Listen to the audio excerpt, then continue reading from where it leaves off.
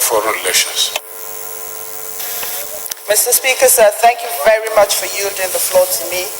My name is Nnenna KJ, member representing Bende Federal Constituency. Mr. Speaker, sir, I'm from Abia State.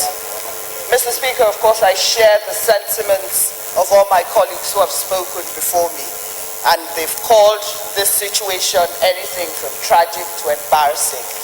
One of my colleagues actually called it shameful. But Mr. Speaker, sir, for me, this is a state of deja vu. We have been here before. It happened in Chibok exactly 4 years to the day, almost 4 years to the day. 48 boys were slaughtered in their beds in Buniyadi, and now we have lost 110 girls in Dapchi. Mr. Speaker, the concern that I have is that we must, as a country, be told the true state of this counterinsurgency war. Mr. Speaker, a lot of words have been bandied around. Technically defeated, downgraded, uprooted, won, and finally defeated.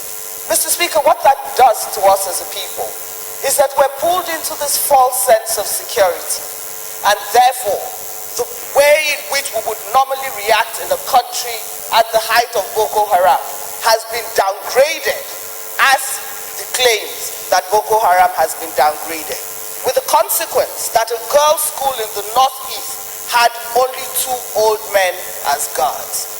Mr. Speaker, I've listened, I've watched television, and I've read a lot about this, and there's so many conflicting stories. They say the military pulled out a week ago. The military spokesperson claims that they pulled out 6 weeks ago. The state is saying that they walked away. Now, in the face of everything that concerns us, we're even starting to look at the possibility of a conspiracy theory. Mr. Speaker, the issue is not about whether there is a mole. It's about what we're doing about insurgency. The truth of the matter, Mr. Speaker, is that I've had conversations with a lot of soldiers. And we all recognize that this insurgency war is not a Nigerian situation. It is a cross-border war. Mr. Speaker, with the success of the war in Mosul by the Allied forces, it means, and they use those same words, that ISIS had been dislodged. Mr. Speaker, terrorism is like a balloon.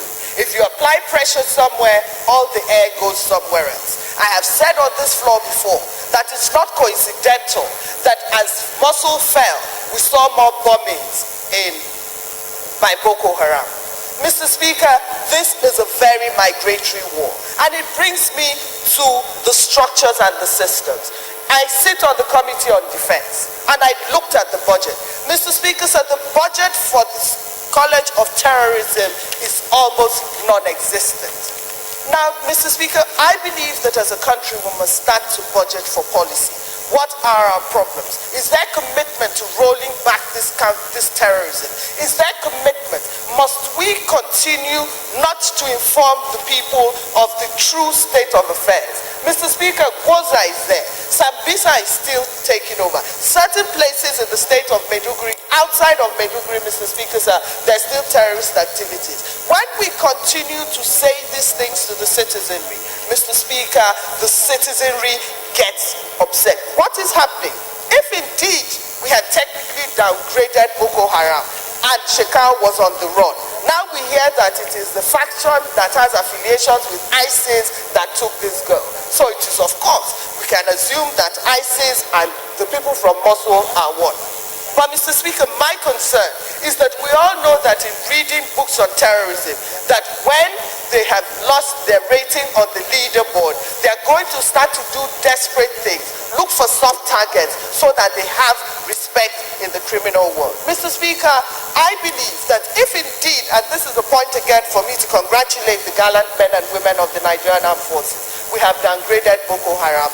On the run, Mr. Speaker, sir, they are going to start to hit soft targets. So I think that what is of the utmost import is that the coordination between the security agencies is a given. But the citizenry, Mr. Speaker, that is where us as members of parliament who engage with our constituents must come in.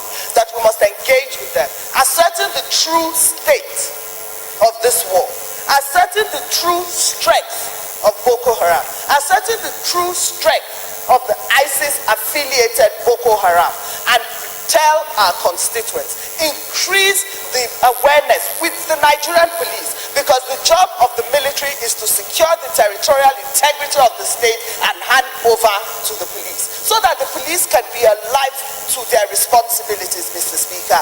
This is exceedingly tragic. Of course, the stories that come out of the press, some say they've moved them to Niger, some say this, and it is all in the realm of conjecture. I believe that the most important thing as a parliament is to get the military bosses so that they can give us, so that we understand the true state and have ourselves properly positioned so that we can, as a citizenry, protect ourselves in the face of this counter-terrorism war that seems to be unending. Thank you very much.